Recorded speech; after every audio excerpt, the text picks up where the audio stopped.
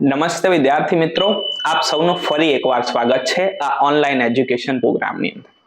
તમે જોયું કે આપણે ધોરણ 11 નું યુનિટ નંબર 1 એ પૂર્ણ કર્યું છે અને હવે તમારી બુક પ્રમાણે યુનિટ નંબર 2 સુરેખ પથ પર ગતિ, જેને કહેવાય motion in a straight line, એક જ લાઇનમાં ગતિ.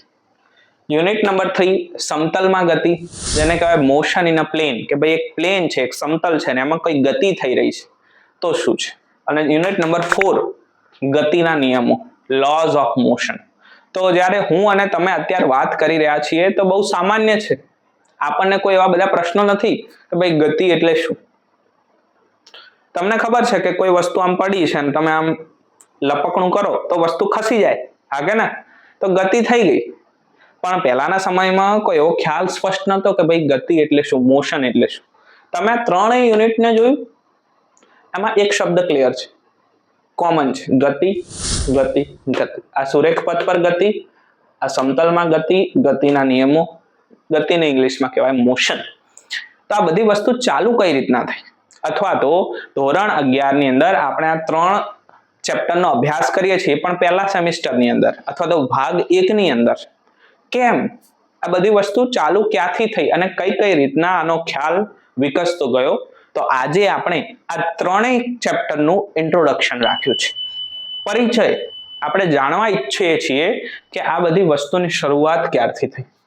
તમને કદાચ થોડો અંદાજો હશે આજના સમયમાં, કારણ કે રીલ્સ લોકો જોતા હોય છે અને એની અંદર આવ્યું કે ભાઈ સર આઇઝેક ન્યૂટન એક સફરજનના ઝાડ નીચે બેઠા હતા અને સફરજન એમના માથા પર પડ્યું, પછી ગ્રેવિટીના ખ્યાલો વિકસ્યા, પછી લોઝ ઓફ મોશન, જેને ન્યૂટનના નિયમો કહેવામાં આવશે, એ બનાયા અને બધી વસ્તુ સ્પષ્ટ થઈ. પણ આ એટલું ઈઝી નથી જેટલું તમે જાણો છો. તમે આ જાણીને બહુ આમ ઉત્સાહિત થશો, આનંદિત થશો કે ના, હવે મારે જાણીને રહેવું છે સર, મારે ફિઝિક્સની અંદર જાણવું છે કે આ બધી વસ્તુ થાય છે કઈ રીતના. તો એના માટે તમને થોડુંક ઇન્ટ્રોડક્શન, થોડોક ખ્યાલ સ્પષ્ટ કરું, એ આજના વિડીયોનો એક મહત્વપૂર્ણ ભાગ છે. ચલો તો હવે ચાલુ કરીએ. આપણે અભ્યાસ શેનો કરીએ છીએ? ફિઝિક્સ, ભૌતિક વિજ્ઞાનનો, જે મેં તમને પહેલેથી સ્પષ્ટ કરેલું છે કે ભાઈ ભૌતિક વિજ્ઞાન એટલે શું, અને એની ઘણી બધી બ્રાન્ચો છે. એની અંદર સૌથી જૂનામાં જૂની બ્રાન્ચ હોય ને તો આ, જેને કહેવાય મિકેનિક્સ, યંત્રશાસ્ત્ર. ગતિશાસ્ત્ર લોકો બોલતા હોય, યંત્રશાસ્ત્ર બોલતા હોય, અને આનું કામ જ એ છે કે ભાઈ how object will move or how the object move. કોઈ પણ વસ્તુ ખસ્યું તો ખસ્યું કઈ રીતના. અત્યારે બહુ કોમન વસ્તુ છે કે કોઈ વસ્તુ અહીંથી અહીંયા ખસી જાય તો તમને ખબર કોઈકે ધક્કો માર્યો છે, બાકી ખસે નહીં, હા કે ને. અત્યારે કેટલું આમ એકદમ સરળ છે વસ્તુ કે ભાઈ માની લો કે તમે કોઈ નવી ચોપડી લઈને આવ્યા, ચલો ચોપડી વિશે તો તમે એવું નહીં પૂછો, માની લો કે તમે ઘરની અંદર કોઈક આઈસ્ક્રીમ લઈને આવ્યા. હવે તમે આઈસ્ક્રીમ ફ્રીજમાં મૂકી દીધો અને પછી તમે જ્યારે આઈસ્ક્રીમ લેવા જાઓ છો તો આઈસ્ક્રીમ ફ્રીજમાં છે જ નહીં. તો તમને તો એટલી ખબર પડે છે અત્યારે કે કોઈ પણ વસ્તુ જ્યાં સુધી કોઈ બીજા એની અંદર ટાંગ નહીં અડાડે, કોઈ વસ્તુ બીજા દ્વારા લેવામાં કે મૂકવામાં નહીં આવે, ત્યાં સુધી એ તમારો આઈસ્ક્રીમ ફ્રીજમાં જ રહેવો જોઈએ. પણ એવું પહેલાના સમયમાં નક્કી નહોતું, લોકોએ કુદરતને જાણી નથી, સમજી નથી, લોઝ ઓફ મોશન નામની કોઈ વસ્તુ જ નથી. અને ત્યારે આ બધી વસ્તુ કઈ કઈ રીતે વિકસી એ આપણે થોડુંક જોઈશું, તો તમને મજા આવશે આ બધા ચેપ્ટરો ભણવાની, જેની આપણે ભવિષ્યની અંદર વાત કરવાની છે. અત્યારે તો બહુ સ્પષ્ટ છે કે તમારો આઈસ્ક્રીમ ફ્રીજમાં ના હોય તો તમારી બેન લઈને ખાઈ ગઈ હશે, હા કે ના. તો બસ એવી જ કંઈક વાતો છે. તો આવો, તો આ જે મિકેનિક્સ છે એની અંદર ટોટલ 2 ખ્યાલો વિકસિત છે. એક છે કાઇનેમેટિક્સ. કાઇનેમેટિક્સને કહેવામાં આવે છે શુદ્ધ ગતિશાસ્ત્ર. કાઇનેમેટિક્સ એટલે શું? તો કે ભાઈ કોઈ વસ્તુ જે છે એ મોશન કરી રહી છે. જેમ કે હું તમને એમ કહું કે આ બોલ પેન છે, એને હું છોડી મૂકું તો આમ ભય પડે, હા કે ના. એટલો અંદાજ છે આપણી પાસે. તમને એમ પણ ખબર હશે કે ભાઈ ગ્રેવિટી, ગુરુત્વાકર્ષણ બળના કારણે પડે છે, હા કે. પણ કાઇનેમેટિક્સ શું કરશે? તો એ જાણશે કે ભાઈ આ વસ્તુ જ્યારે આમ નીચે પડે છે તો તેનો અભ્યાસ કરશે. એનો અભ્યાસ કરીને જાણશે કે ઓહો, આ ટાઈમે એની ઝડપ કેટલી હતી, આ ટાઈમે એની ઝડપ કેટલી હતી, એ કઈ દિશામાં ગતિ કરે છે. પેન પડી ગઈ, હા. જ્યારે આને છોડવામાં આવે આમ, તો એ શું આમ નથી જતી, આમ નથી જતી, કેમ આમ જ જાય છે, સમજ્યા? પણ કાઇનેમેટિક્સની અંદર પ્રશ્નો પૂછવામાં નથી આવતા કે ભાઈ આ પેન પડી જ કેમ, એવું પૂછવાનું નહીં. ખાલી વસ્તુની ગતિ થાય છે એનો અભ્યાસ જ કરવાનો, જેને કહેવામાં આવે શુદ્ધ ગતિશાસ્ત્ર. There is no questions. કોઈ વસ્તુ આમથી આમ જાય છે, પૃથ્વી આમ ઘૂમે છે, તો પૂછવાનું નહીં કે કેમ ઘૂમે છે, ખાલી એની ગતિનો અભ્યાસ કરવાનો. તો એ જે બ્રાન્ચ છે એને કહેવામાં આવી કાઇનેમેટિક્સ, અને પછી ડાયનેમેટિક્સ. દરેક પ્રશ્નનું સમાધાન અહીંયા કરવામાં આવશે. જ્યારે તમે પ્રશ્ન પૂછો કે કેમ આ જે પેન છે એ નીચે કેમ પડી, પૃથ્વી સૂર્યની આસપાસ કેમ ભમે છે, ટ્રેન જે છે એને બ્રેક લગાડતા કેમ ઊભી રહી જાય છે, આ બધા કેમ વાળા પ્રશ્નો, એનો ખ્યાલ એક બીજી સબ બ્રાન્ચમાં આપવામાં આવ્યો જેને કહેવાય ડાયનેમેટિક્સ. તો મિકેનિક્સની આ બે બ્રાન્ચો છે, એ કઈ રીતના અસ્તિત્વમાં આવી એ પણ જાણીશું. તો ચલો શરૂ કરીએ કે ભાઈ સર આ બધું ચાલુ ક્યારથી થયું. અમારો તો મેઇન પ્રશ્ન આ છે કે ભાઈ એવું તો શું હતું કે એવા તો કયા ઇન્સિડન્ટો બન્યા કે આ વસ્તુ ચાલુ થઈ. તો જો અહીંયા હું પાશ્ચાત્ય સંસ્કૃતિની વાતો કરીશ, આપણા ભારતીય સંસ્કૃતિની વાતોનો ઉલ્લેખ તમારી એનસીઆરટીમાં નથી. પછી તમે એમ ના એમ કહેતા કે સર અમારે આર્યભટ્ટે તો ક્યારનું કહી દીધું હતું કે ભાઈ સૂર્ય એ બધાની કેન્દ્રમાં છે અને સૂર્યને ફરતે ગ્રહો ચક્કરો મારે છે. તો એ ભારતીય સંસ્કૃતિની વાત થોડીક અલગ છે. અત્યારે કહી દેવું, પુસ્તકમાં લખી દેવું અને એક્સપેરિમેન્ટથી પ્રૂવ થયેલી વાતો, આ બંને વસ્તુનો ખ્યાલ થોડોક અલગ અલગ છે.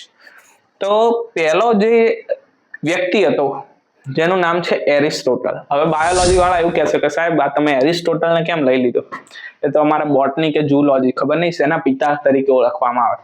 પણ એરિસ્ટોટલે ફિઝિક્સમાં પોતાનો હાથ નાખ્યો છે, પણ એ હાથ બરોબર નથી નાખ્યો. એટલે મેં આનું અક્ષર જો રેડ પેનથી લખ્યું, રેડ પેન.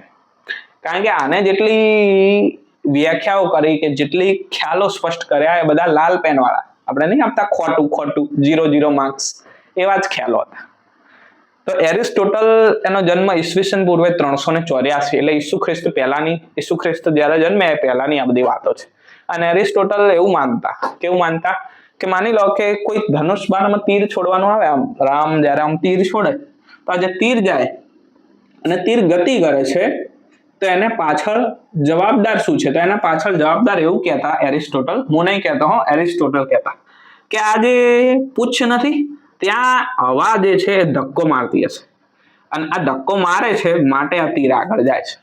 અને એને એવું કીધું કે કોઈ પણ પદાર્થને જ્યારે ગતિ કરતું રહેવું હોય તો એની પાછળ તમારે ઉર્જા આપતું રહેવું પડે, બળ આપતું રહેવું પડે. સતત ધક્કો, બળની વ્યાખ્યાઓ તો વ્યાખ્યાયિત જ નથી એ સમયે, એવું કહેતા કે એને સતત ધકેલતું રહેવું પડે. આ બધી વસ્તુ આગળ જઈને ખોટી જણાશે, પણ આ એરિસ્ટોટલના સમયની વાત છે. બીજી વસ્તુ એ લોકો આવું ઈચ્છતા કે ભાઈ જ્યારે કોઈ વસ્તુને ફેંકવામાં આવે આમ ઉપરથી આમ નીચે, તો આ પેન હોય કે ભલે આનું વજન 20 ગ્રામ હોય, અને કોઈ એક મોટો દડો લેવામાં આવે જેનું વજન 20 કેજી હોય, તો લોકો એવું માનતા કે ભાઈ 20 કેજી વાળો પદાર્થ નીચે જલ્દી પડશે અને ઓછા દળ વાળો પદાર્થ ધીમે ધીમે નીચે પડશે. અને આ જે વ્યાખ્યા જે છે આ એરિસ્ટોટલે તો પોતાના સમયમાં આમ હલ્લો મચાવી દીધો. 200-250 વર્ષ સુધી તો કોઈ કહેવામાં જ ના આવ્યું કે હા સાચું કહેતો હો ભાઈ, કે ભાઈ ભારે વસ્તુ જલ્દી નીચે પડે, ફોરી વસ્તુ ધીમે ધીમે નીચે પડે, અને લોકોએ કોઈ પ્રશ્નો પૂછ્યા નહીં. અને આ ટાઈમથી આ બધી વસ્તુઓ ચાલુ થઈ. અને પછી કહેવાય છે ને કે ભાઈ સચ झूठ ज्यादा देर तक चलता नहीं है, सच को सामने आना ही पड़ता है. એવી બધી કહાનીઓ જે છે એમાં ધીમે ધીમે એક લાજવાબ વ્યક્તિ આવ્યો. એનું નામ હતું ગેલિલિયો ગેલિલી. સાહેબ જો આ વ્યક્તિનો તમે અભ્યાસ કરો ને, ગેલિલિયો ગેલિલી, તો આના જેવો વિખ્યાત વ્યક્તિ કોઈ નથી. આનું ખાલી નસીબ આને સાથ ના આપ્યું, બાકી આ બહુ હોશિયાર માણસ હતો. ગેલિલિયો ગેલિલીના સમયની તમને એકાદ બે વાતો કહું જેથી તમને ખબર પડશે કે આ બધી વસ્તુ ખોટી છે. ગેલિલિયો ગેલિલી જે છે ને એ ચર્ચમાં બેઠા હતા. દેખો આ ખુરશી છે ને, આજે બેઠા છે ગેલિલિયો ગેલિલી, અને ચર્ચની અંદર એક ઝુમ્મર લાગેલું હતું. આપણે ઝુમ્મર નહીં લગાડતા ઉપર આમ જે ડોલતું રહે, હા. અને ચર્ચમાં હવાઓ ચાલતી હતી ત્યારે શું થતું હતું, આ ઝુમ્મર જે છે ને આમ આમ આમ આમ થતું હતું, આમ આમ આમ આમ આમ. જેમ જેમ ફાસ્ટ હવા આવે એમ એમ એ ફાસ્ટ જાય, આમ આમ આમ આમ. અને હવા સહેજ સ્લો થઈ જાય એટલે દોલનો જે છે એના ધીમા પડી જાય. અને એ ટાઈમે આ વ્યક્તિ એવું વિચાર્યું, એ ટાઈમે તો ઘડિયાળો નથી બેટા, આ હૃદયની જે પલ્સ આવે આમ આમ આમ એમને શું કર્યું? યસ, કીધું કે ભાઈ 1 2 3 4. એમને જોયું કે ભાઈ આ ઝુમ્મર આમ જાય છે, આમ આવે છે. જ્યારે ફાસ્ટ હવાઓ ચાલતી ત્યારે જે સમય નોંધ્યો એમને, અને જ્યારે હવાઓ ધીમે પડી ગઈ તો દોલનો ઓછા નાના થઈ ગયા, થોડા થોડા આમ. પેલા દોલનો આમ આમ આમ આમ થતા, આમાં જેટલો સમય લાગ્યો અને આમાં જેટલો સમય લાગ્યો એ બંને સેમ જ લાગ્યું. આવું એને પોતાના પલ્સીસથી નોંધ્યું હતું, જે હૃદયના ધબકારા, નસ નાડીના ધબકારા તમે કહીશો. કારણ કે એ વ્યક્તિ કોઈ કમ્પ્લીટ ઘડિયાળ એ વ્યાખ્યામાં નથી, એ તો હવે જાણીએ છીએ કે હા ઘડિયાળ છે, જોઈ લેવાનું કેટલી સેકન્ડમાં ઓસિલેશન થયું, એવો વ્યક્તિ. અને પછી એટલામાં એને ચેન ના પડ્યું તો એને ઘરે આવ્યો પછી એને એક દોરી લીધી, દોરીથી પછી એક લોલક બનાવ્યો, અને લોલકથી પછી એ જાણવા ઉત્સુક હતો કે ભાઈ કેમ આવું થાય છે, કે નાના ઓસિલેશન થાય કે મોટા ઓસિલેશન થાય, ટાઈમ બદલાતો નથી. અને પછી એને શું બદલ્યું? એને લંબાઈ બદલી દોરીની, અને લંબાઈ બદલી પછી ટાઈમ બદલાનો. તમે અત્યારે ઇક્વેશન ભણી ગયા, લાસ્ટ ટાઈમ ચેપ્ટર નંબર 1 ની અંદર મેં એક ઇક્વેશન લખીશું, t = 2π√L/g, જે આવર્તકાળ છે એ લોલકની લંબાઈ પર આધારિત છે. હા કે ને? તો પછી એ વસ્તુ ધીમે ધીમે ધીમે વિચારતો આ બાજુ આવે કે જેમ અહીંયા એ લોલકના જે લાંબા દોલનો થાય છે કે ટૂંકા દોલનો થાય છે એના ઉપર ટાઈમ ડિપેન્ડન્ટ નથી, અથવા તો ટાઈમથી ઇન્ડિપેન્ડન્ટ છે. સેમ રીતે આ ખ્યાલ પણ ખોટો હોઈ શકે. તમે એવું કહેતા હોય કે ભાઈ ભારે વસ્તુ એ પહેલા પડે અને ફોરી વસ્તુ એ પછી પડે, એવું જરૂરી નથી. એ સમયે આવા પ્રશ્નો ઉઠાવવામાં આવ્યા હતા. એને એક બીજી વસ્તુ જોઈ સાહેબ, કે ઢોળાવવાળા ગતિ, જેમ કે આ રિક્લાઇનર બેન્ચ લઈ લો તમે અને અહીંયાથી એક દડો ગબડાવો તો શું થશે? આ દડો જે છે ધીમે ધીમે ધીમે ધીમે ધીમે ધીમે અહીંયા સ્ટોપ થઈ જશે. આગળ એ દડો અહીંયા, પેન ક્યાં ગઈ? અરે આ દડો અહીંયા સ્ટોપ થઈ જશે. અને પછી એરિસ્ટોટલ કહેતા, જોયું મેં સાચું કીધું હતું ને, તો તમારા દડાને આગળ લઈ જવો હોય તો તમારે ધક્કો આપવો પડે. પણ ગેલેલિયોએ પોતાના મગજમાં નવો આઈડિયા લાવ્યો. એને એવું કીધું કે ભાઈ દડાને ખરેખર ઉભો રહ્યો છે તો એનું કારણ એ કોઈ બળ નથી કે ધક્કો નથી કે તમારે સતત આપતું રહેવું પડે. એનું કારણ આ ફ્રિક્શન છે. આ સપાટીના કારણે જે ફ્રિક્શન ફોર્સ લાગે છે, ઘર્ષણ બળ તમે જેને કહેશો, આપણે અગાઉ ભણશું, એના કારણે આ દડો ઉભો રહ્યો છે. પછી ગેલેલિયો નવી ડિઝાઇન લઈ આવ્યા.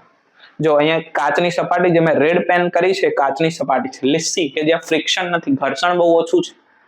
જ્યારે દડાને અહીંયા છોડવામાં આવે તો દડો જતો જ જાય, કારણ કે ફ્રિક્શન, ઘર્ષણ એ બહુ જ ઓછું થઈ ગયું કાચની સપાટી પર. એટલે આ દડો જતો, જેમ જેમ દડો જાય એમ એમ એરિસ્ટોટલના ધબકારા વધે. કે હારું ગેલેલિયો આપણને ખોટો પાડીને રહેશે, અને ખરેખર પાડ્યો. એને કીધું કે ભાઈ કોઈ પણ વસ્તુને ગતિમાં રાખવા માટે સતત ધક્કાની કોઈ જરૂરત છે નહીં. આ બધું કહેનાર કોણ? ગેલેલિયો પોતે. એને એવું કીધું. આ લોકો અમુક બુકની અંદર એવું લખે છે કે આ એક થોટ એક્સપેરિમેન્ટ છે, કે ગેલેલિયોએ આ જે બિલ્ડિંગ દેખાય છે તમને, ત્યાંથી બે વસ્તુને ફેંકી. થોટ એક્સપેરિમેન્ટ એટલે ખાલી વિચાર્યું. અમુક બુકો એવું પણ લખે છે ગેલેલિયો વિશે કે ખરેખર એને આ એક્સપેરિમેન્ટ ત્યાં જઈને કર્યો હતો, અને બે વસ્તુને જ્યારે એને ફેંક્યા ત્યારે શું થયું? આ બંને વસ્તુ, ભારે અને ફોરી, એક જ ટાઈમે નીચે આવી.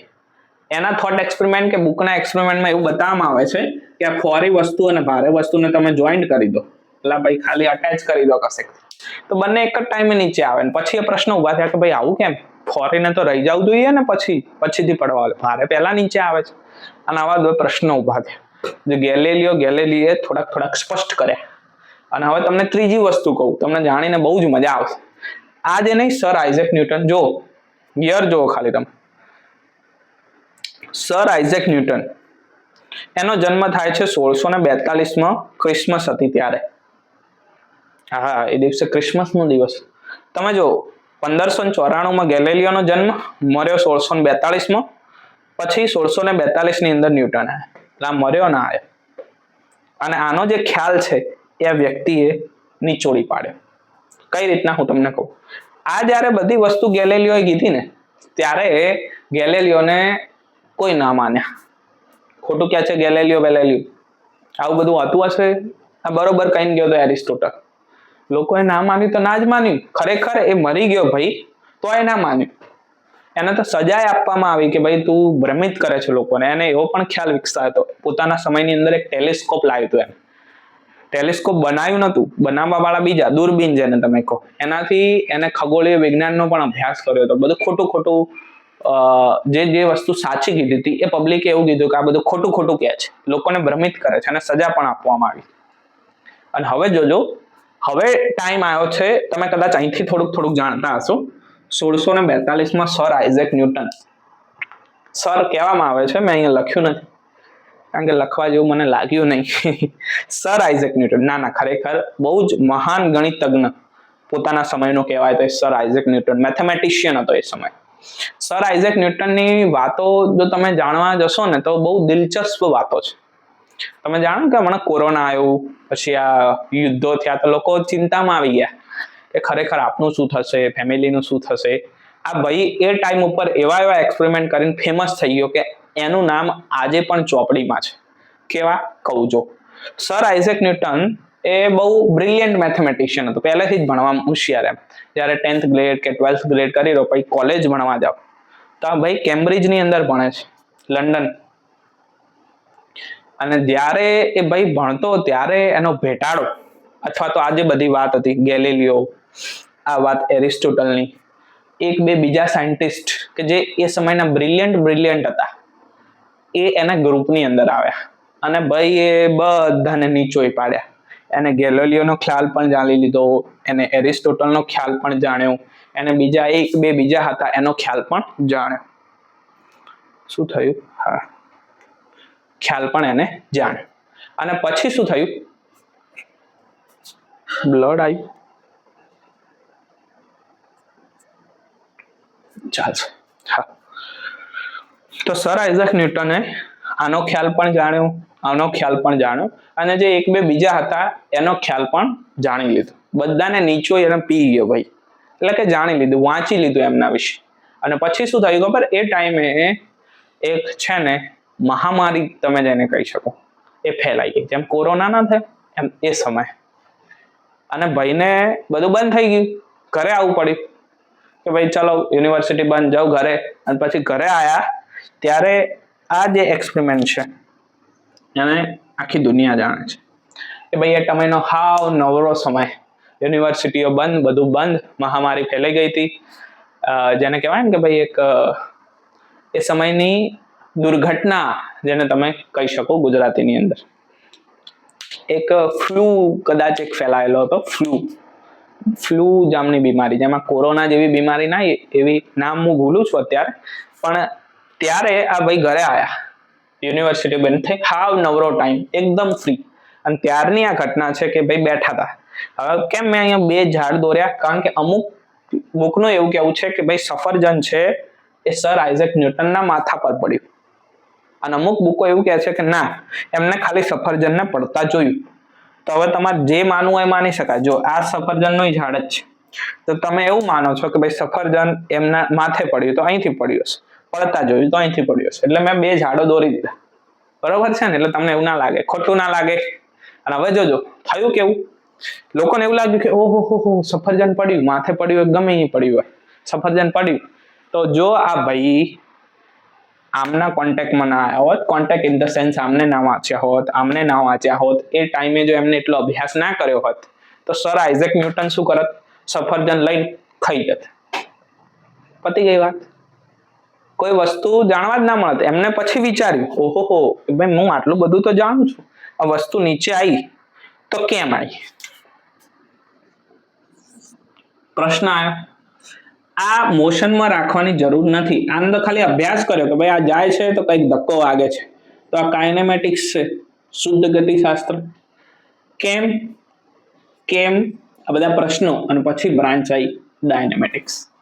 અને પછી ન્યૂટને પોતાના ખ્યાલો રજૂ કરતા કીધું કે ભાઈ જ્યારે કોઈ એક વસ્તુ ઉપરથી નીચે પડે છે, ફ્રી ફોલ થાય છે, ત્યારે એવું લાગે છે કે ભાઈ પૃથ્વી જે છે એ દરેક વસ્તુને પોતાની તરફ ખેંચે છે. આ મોશન, આ જે ગતિ થઈ એનો અભ્યાસ ન્યૂટને કર્યો. અને પછી તમે બધા જાણો છો કે ભાઈ ગુરુત્વાકર્ષણ બળ ના નિયમો, પછી તમે અહીંયા ભણશો લોઝ ઓફ મોશન, ગતિના નિયમો, ન્યૂટનની ગતિનો પહેલો નિયમ જેને જડત્વનો નિયમ કહેવાય કે કોઈ વસ્તુને ગતિમાં રાખવા કોઈ ધક્કાની જરૂર નથી, એ વસ્તુ પડી હોય તો પડી રહે, ગતિમાં હોય તો ગતિમાં રહે. આ જે છે ખ્યાલ આપનારો હતો ગેલિલિયો ગેલિલી. આ જ છે એનો પહેલો નિયમ અને ન્યૂટને સ્પષ્ટ કરી અને પોતાનો પહેલો નિયમ બનાવવામાં આવ્યો છે. જે નિયમ ખરેખર કોના દ્વારા લેવામાં આવ્યો છે, બનાવવામાં આવ્યો છે, અથવા એ સમયે આને સ્પષ્ટ નહોતું કહી દીધું પણ ખ્યાલ સ્પષ્ટ કરી દીધો હતો અને પછી એને કીધું કે આ મારો પહેલો નિયમ જેને જડત્વનો નિયમ કહેવામાં આવે. પછી બીજા નિયમની અંદર ન્યૂટન પોતાનું બળ વ્યાખ્યાયિત કરે છે. ત્રીજા ન્યૂટન તમને ખબર છે every action has equal and opposite reaction. તો આ બધી જે ઘટનાઓ છે મેં ખાલી મેઇન સાયન્ટિસ્ટના નામ લખેલા છે. હજી પણ છે એકાદ બે વસ્તુ કે જે પૃથ્વી સૂર્યની આજુબાજુ ભમે છે કે સૂર્ય પૃથ્વીની આજુબાજુ ભમે છે, એ ગતિનો અભ્યાસ કરતા પણ હાલ આપણે ઇન્ટ્રોડક્શનની અંદર જાણવાની જરૂર નથી. તો આ સમયે આવી બધી વાતો હતી. આ એ ટાઈમ છે અને જે ટાઈમે લોકો શું કરતા કે ભાઈ કોઈ વસ્તુ જાય છે તો એની ગતિનો અભ્યાસ કરતા. જે કાઇનેમેટિક્સ શુદ્ધ ગતિશાસ્ત્રમાં આવશે, કોઈ પ્રશ્નો નહીં પૂછવાના. જ્યારે પ્રશ્નો પૂછવામાં આવ્યા ત્યારે ડાયનેમિક્સ. અને આ ટાઈમે તમે જોશો તો આમાં દરેક જે ઓબ્જેક્ટ છે, દરેક ઓબ્જેક્ટ એ કાં તો તમે નરી આંખે જોઈ શકશો, એનો જે માપ છે એ તમારા માપ જેવડું કે તમારા માપથી સહેજ મોટું, એવડું મોટું નહીં. તો આ જે બધું મિકેનિક્સ, જે ગતિનો અભ્યાસ ડેવલપ થયો, એને કહેવામાં આવ્યું ક્લાસિકલ મિકેનિક્સ. અને આ જે 3 યુનિટ છે તમારા, સુરેખ પથ પર ગતિ, સમતલમાં ગતિ અને ગતિના નિયમો, શેના અંડર આવે છે? Classical mechanics. હવે હું થોડુંક સ્પષ્ટ કરી દઉં. ક્લાસિકલ મિકેનિક્સની અંદર અભ્યાસ શેનો કરવાનો? તો બે વસ્તુને છોડી દેવાની. એક વસ્તુ કે જે બહુ નાની હોય, નાની ઇન ધ સેન્સ કે ભાઈ આણ્વિક લેવલે કે પરમાણુ લેવલે 10 to power -10, 10 to power -9 nano લેવલે, તો એનો અભ્યાસ એ આની અંદર કરવામાં નથી આવ્યો. એની ગતિ અલગ રીતે વ્યાખ્યાયિત હોઈ શકે. અને બીજું કે બહુ મોટું ઇન ધ સેન્સ જેમ કે બ્લેક હોલ, કે જ્યાં તમારા નિયમો લાગુ જ ના પડે. તો આ બંને વસ્તુને છોડી દો. એક નાનીને છોડી દો અને એક મોટીને છોડી દો. તો વચગાળાની એટલે કે જેટલી પણ રૂટીન લાઈફની અંદર જેટલી પણ ગતિઓ છે એ દરેક વસ્તુને ક્લાસિકલ મિકેનિક્સ દ્વારા વ્યક્ત કરી શકાય. અને આ ટાઈમની અંદર જેટલું પણ મિકેનિક્સ ડેવલપ થયું, એરિસ્ટોટલ, ગેલિલિયો, સર આઇઝેક ન્યૂટન, એ બધું કહેવામાં આવ્યું ન્યૂટોનિયન મિકેનિક્સ, જે બન્યું 16મી શતાબ્દી 17મી શતાબ્દીની અંદર ડેવલપ થવામાં આવ્યું. તો એ પાર્ટ છે ક્લાસિકલ મિકેનિક્સ, જેને ન્યૂટોનિયન મિકેનિક્સ પણ કહેવામાં આવે છે. ત્યારબાદ થોડું રિફાઇન લેવલે લાગ્રાન્જિયન મિકેનિક્સ છે, એના રિફાઇન લેવલે હેમિલ્ટોનિયન મિકેનિક્સ છે. પણ આ બંનેનો અભ્યાસ એ આપણે ઉચ્ચ અભ્યાસમાં કરીશું. અત્યારે નહીં કરી, અત્યારે આપણે આ જ કરીશું કે જેનો કોર કન્સેપ્ટ છે ફોર્સ એન્ડ મોશન. એ સમજાવશે તમને કે ભાઈ બળ શું છે, ગતિ શું છે, એ સમજાવનારો આ ન્યૂટોનિયન મિકેનિક્સ, ક્લાસિકલ મિકેનિક્સ. પણ જ્યારે કોર કન્સેપ્ટની અંદર એનર્જી આવી જશે, જ્યારે તમે આઇન્સ્ટાઈનને ભણશો, થોડોક ગહેરો ખ્યાલ વ્યક્ત કરશો, ત્યારે તમને ખબર પડશે કે E = mc², બધા ફંડા એનર્જીના છે. તો આને થોડા ઉચ્ચ લેવલે લાગ્રાન્જિયન મિકેનિક્સ અને હેમિલ્ટોનિયન મિકેનિક્સમાં લખી શકાય. તો આ બધા પાર્ટ છે ક્લાસિકલ મિકેનિક્સ. પણ જે વસ્તુ છૂટી ગઈ, જેમ કે સૌથી નાની વસ્તુ છૂટી ગઈ, તો એ ભાગ છે ક્વોન્ટમ મિકેનિક્સ. અને આને તો દુનિયાને હેરાન કરી નાખી દીધા છે. જો આપણને સારો એવો ટાઈમ મળ્યો તો હું તમને સમજાવીશ કે ભાઈ ક્વોન્ટમ મિકેનિક્સ એટલે શું. અને આ જ યુટ્યુબ ચેનલ ઉપર આપણો એક વિડીયો પણ છે, એમાં તમે જોઈ શકશો, એક પ્લેલિસ્ટ છે કે ભાઈ ક્વોન્ટમ મિકેનિક્સ એટલે કયો ખ્યાલ છે. વસ્તુ બહુ નાનું હોય, નેનો એટોમિક લેવલ, પરમાણ્વીય લેવલ, અણુ લેવલે જ્યારે વસ્તુનો અભ્યાસ કરવાનો થાય ત્યારે ક્લાસિકલ મિકેનિક્સ એ કામ કરતો નથી. ત્યારે ક્વોન્ટમ મિકેનિક્સ નવા ખ્યાલની જરૂર પડે છે. કઈ રીતના આવે જ્યારે ચર્ચા કરીશું ત્યારે કરીશું. અને મોટું જેમ કે બ્લેક હોલ, તો ખ્યાલ વિકસિત થાય છે રિલેટિવ મિકેનિક્સ, રિલેટિવિટી જેને કહેવામાં આવે. આઇન્સ્ટાઈનની 2 રિલેટિવિટી, એક જનરલ થિયરી ઓફ રિલેટિવિટી, એક સ્પેશિયલ થિયરી ઓફ રિલેટિવિટી, જેનો રિલેટિવનો અભ્યાસ. તો આ બધું જે ડેવલપ થયું એને કહેવામાં આવ્યું છે ક્લાસિકલ મિકેનિક્સ. અને અહીંયા સુધીની ગતિઓ જુદા જુદા સ્ટેપ પરથી લોકો અભ્યાસ કર્યા અને નિયમો બનાવતા ગયા. છેલ્લા નિયમો કોના ફેમસ થયા? આઇન્સ્ટાઈનના. ક્યારે ફેમસ થયા? કે જ્યારે મહામારી ફેલાઈ ગઈ, પોતે ઘરે હતા, લોકોને અત્યારે ઘરે બેસીને વાંચવું નહીં ગમતું, અને આ ભાઈ સાહેબે એવા એક્સપેરિમેન્ટ અને એવા નિયમો બનાવ્યા કે જે ઘરે બેઠા બધી જ બુકોમાં અત્યારે છે. તો બેટા ઘરનું મહત્વ સમજો અને ઘરે જ ભણાય. સારામાં સારી સુવિધાઓ તમારા ઘરે ઉપલબ્ધ છે, તો તમે વાંચી લખી શકો અને એટલા સહજ બનો કે જ્યારે કોઈ વસ્તુ તમારી સામે થાય છે તો તમે પ્રશ્ન પૂછી શકો કે કેમ, શા માટે થઈ અને જવાબ શોધી શકો એઝ અ સાયન્સ સ્ટુડન્ટ. તો મારે કહેવું છે આટલું કે જેમ જેમ આ ડેવલપ થતું ગયું એમ એમ આપણે અભ્યાસ નથી કરતા.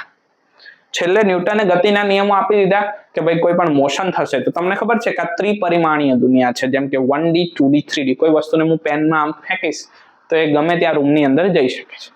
પણ વિદ્યાર્થીઓને થોડોક વધારે ખ્યાલ સ્પષ્ટ કરવા માટે આપણે ભાગ પાડ્યા કે ભાઈ ચલો પહેલા આ પેનને હું ગતિ કરાવીશ પણ ઓનલી એક ડાયરેક્શનની અંદર. જેમ કે તમે આ જુઓ, ભાઈ દડાને જ્યારે અહીંયાથી છોડવામાં આવ્યો તો એ નીચે જ પડશે. ભાઈ નીચે પડશે કે નહીં પડે? હા, એવું થાય કે આમ જશે? ના. એવું થાય કે આમ જશે? ના. એવું થાય કે ઉપર જશે? ના. એની એક જ ડાયરેક્શન છે, ઓનલી 1D. જ્યારે આ બોલ પેન છે એને હું આમ ના ફેંકતા, માની લો કે હું આમ જ ખસાડું એક જ લીટીમાં, વન ડાયરેક્શનમાં, તો આને કહેવાય ગતિનો અભ્યાસ, પણ ખાલી એક લાઈનમાં, જેને સુરેખ ગતિ અથવા તો 1D કહેવામાં આવે. એક જ ડાયમેન્શન, સુરેખ. એટલે ચેપ્ટરનું નામ આપવામાં આવ્યું તમારા નંબર 2, સુરેખ પથ પર ગતિ, motion in a straight line or one direction. કે ભાઈ જ્યારે એક ડાયરેક્શનમાં, તો કોઈ પણ ફ્રી ફોલ ઓબ્જેક્ટ લઈ લો, તમે કોઈ પણ વસ્તુને છોડશો તો એ નીચે જ આવશે. તો આ ફ્રી ફોલ મોશન છે એ વન ડાયમેન્શનની ગતિનું ઉદાહરણ છે.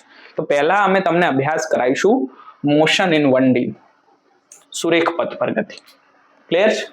પછી જ્યારે આ ખ્યાલ સ્પષ્ટ થઈ જશે તમારા મનની અંદર, પછી અમે તમને અભ્યાસ કરાવીશું મોશન ઇન 2D, જેને કહેવાય સમતલમાં. જેમ કે આ જે મારું સ્માર્ટ બોર્ડ, વ્હાઇટ બોર્ડ છે, એની અંદર હું કોઈ પણ વસ્તુને ફેંકું છું આમ, તો એ તો ના આમ એક્સ એક્સિસમાં જાય છે ના વાય એક્સિસમાં જાય છે, આ સમતલની અંદર જાય છે. કોઈ સરફેસ ઉપર જ્યારે તમે કેરમ રમો તો કેરમની આમ તમે કુક્કી મારો તો એવું જરૂરી નથી કે સીધી લાઈનમાં જાય, એ આમ પણ જાય, આમ પણ જાય, આમ પણ જાય.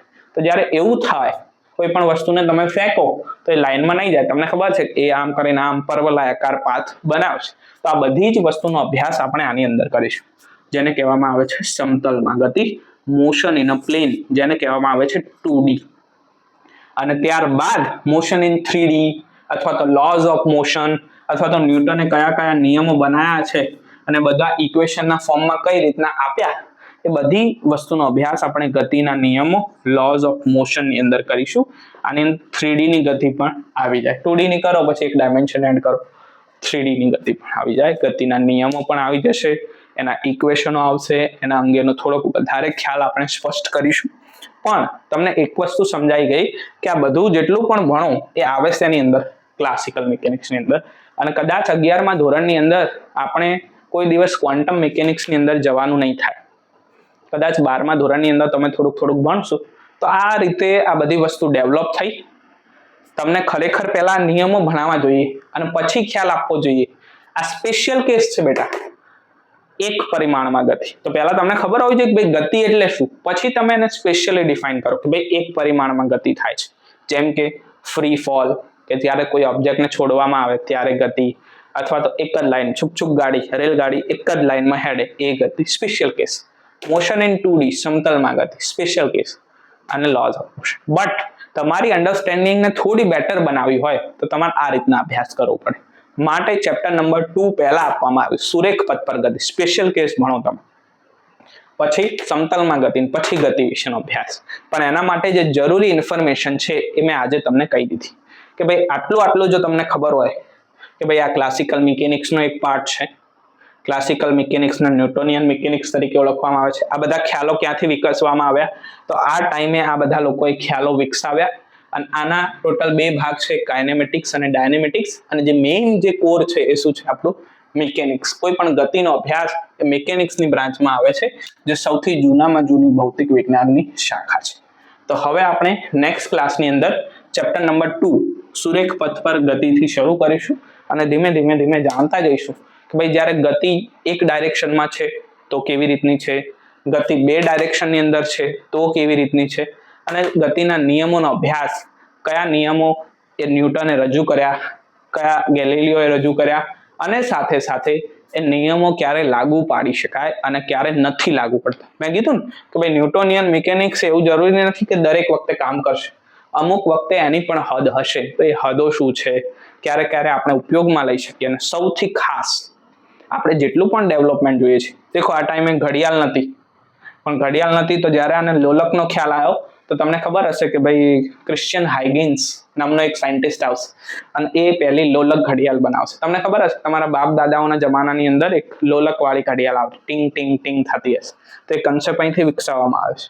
ટોળાવાળા પૈડા ઉપર પૈડાની ગતિથી ધીમે ધીમે બળદગાડા આવશે, બળદગાડાથી પછી ગાડી આવશે, ગાડીથી ઘોડાગાડી આવશે, પછી કાર, મોટર કાર, વ્હીકલ, ટ્રેનનો વિકાસ થશે. અને પછી ન્યૂટનના ગતિના નિયમો ઉપરથી જે દુનિયાની અત્યારે ભાગની રોજબરોજની જિંદગીમાં, જે મેં તમને કીધું ને કે ભાઈ ડેઇલી લાઈફ, રૂટીન લાઈફની અંદર જેટલી પણ મોશન છે એ આ નિયમનું પાલન કરતી હશે તો તમે એમને સહજ રીતે વ્યાખ્યાયિત કરી શકશો, તમે એમને જાણી શકશો, તમે એને સમજી શકશો.